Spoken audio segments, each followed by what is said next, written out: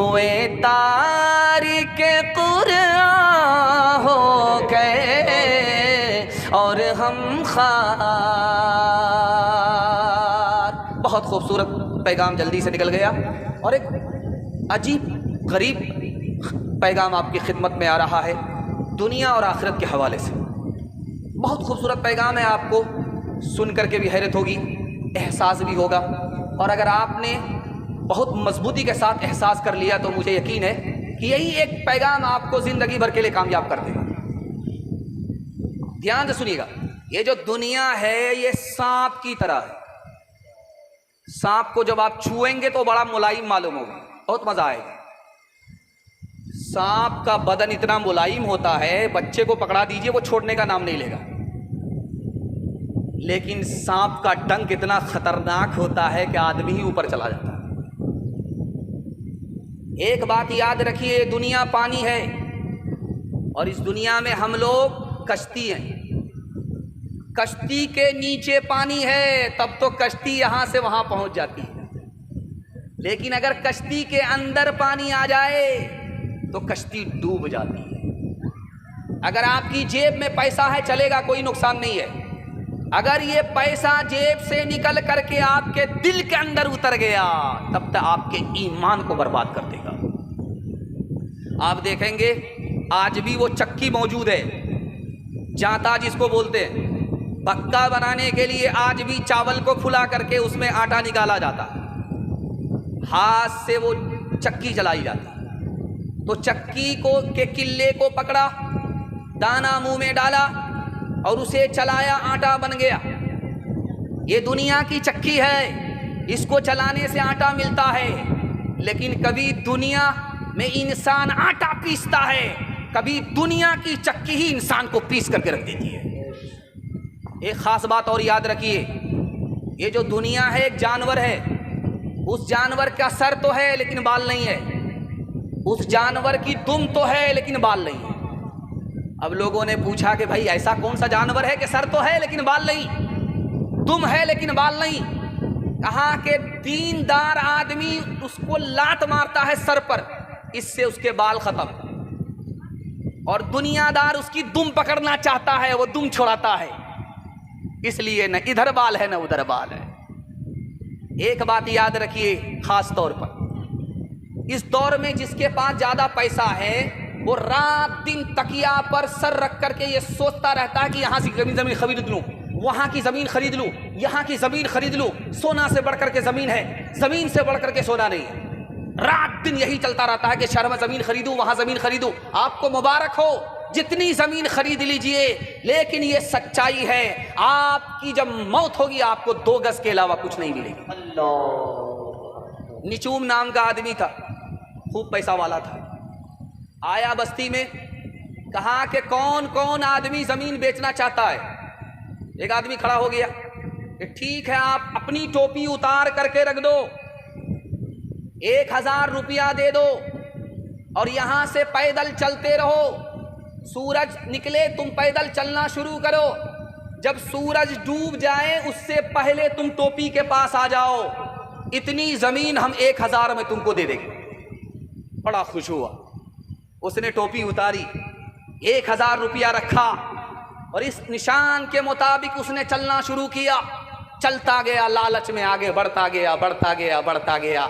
सूरज को उसने देखा ही नहीं कि डूब रहा है। जब अचानक उसकी नजर आसमान पर पड़ी तो सूरज डूब रहा था। जल्दी से भागा कि मेरा पैसा बर्बाद हो जाएगा। भागते भागते अभी 2 हाथ दूर ही था कि सूरज डूब गया और उसकी जिंदगी का सूरज गुरूब हो गया। उसको भी मरने के बाद 2 गज जमीन ही मिली, इसके अलावा कुछ नहीं। उम्रे दराज मांग के लाए थे 4 दिन, 2 आरज़ू में कटे गए, 2 इंतजार में। बुलबुल को पास बांसे ना सयाद से गिला, किस्मत में कैद थी लिखी फसले बहार में। बुलबुल को पास बांसे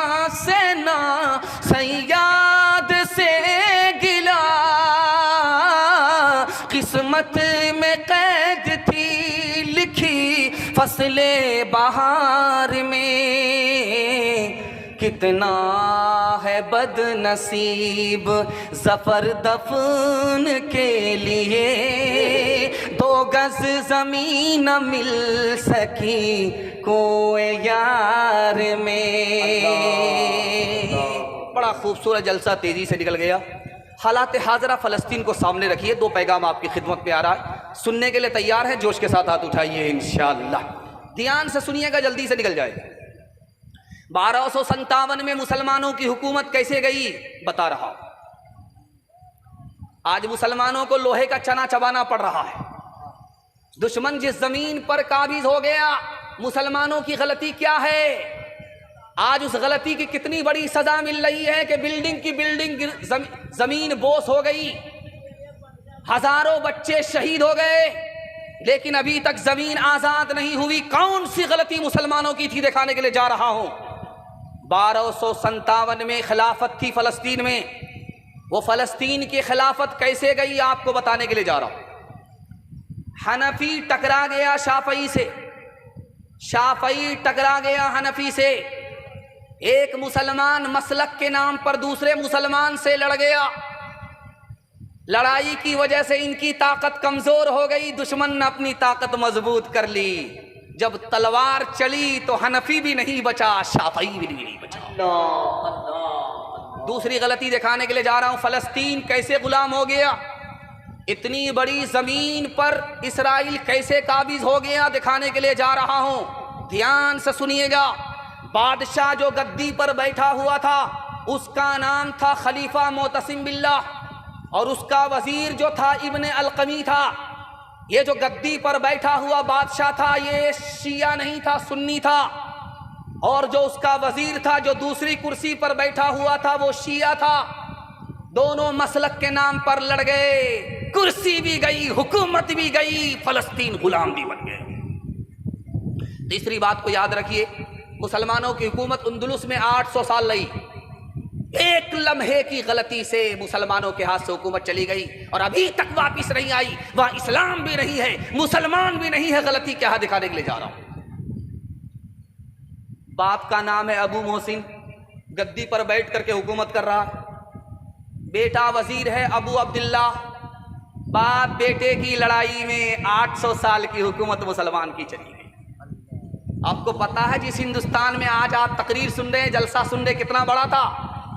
एक कन्याकुमारी से लेकर के काबुल तक हिंदुस्तान था औरंगजेब बादशाह के दौर में। इतना बड़ा हिंदुस्तान औरंगजेब बादशाह के दौर में था। कैसे छोटा हो गया, मुसलमानों के हाथ से कैसे चला गया, ये राज आपको बता रहा हूं। औरंगजेब बादशाह का 1707 ईस्वी में इंतकाल हुआ। 3 बेटे थे, कुर्सी के लिए तीनों बेटों का झगड़ा हुआ। हुकूमत छोटी हो गई, मुसलमान के हाथ से हमेशा के लिए निकल गई। दिखाने के लिए जा रहा हूं, ध्यान से सुनिएगा। ये आपने देखा होगा, ये बिहार है, बिहार के बाद बंगाल है। बंगाल में टाइगर था, उसका नाम था नवाब सिराजुद्दौला। नवाब सिराजुद्दौला के पास कितनी फौज थी? 70,000। अंग्रेज जो आया था मुकाबला करने के लिए उसकी कितनी तादाद थी? सिर्फ 3,000। 3,000 अंग्रेज से 70,000 मुसलमान हार क्यों गए? मीर जाफर की गद्दारी की वजह से। इस घर को आग लग गई घर के चिराग से। आपने यही बिहार में एक नाम सुना है, जिला का बक्सर। 1764 ईस्वी में अंग्रेज से लड़ाई हुई। मीर कासिम मुसलमान के पास कितनी फौज है? 50,000। अंग्रेज की तादाद कितनी है? 7,000। 7,000 अंग्रेज से 50,000 मुसलमान हार क्यों गया? अपनों की गद्दारी की वजह से। नजफ खान गद्दार हुआ, मुसलमानों की हुकूमत चली गई। आखिरी बात सुना करके पैगाम को ख़त्म कर रहा हूँ। अकल का नाखुन लेना है। एक बस्ती में रहना है, अगर जीना है, क़यामत तक जीना है तो एक साथ जीना होगा। जहाँ झगड़ा शुरू किया तो ये भी मिटेंगे वो भी मिटेंगे, सफ़े हस्ती से नक्शा मिटा दिया जाए। ध्यान से इसको सुनिएगा। टीपू सुल्तान 1799 में अंग्रेज से शिकस्त खा गए, शहीद हो गए।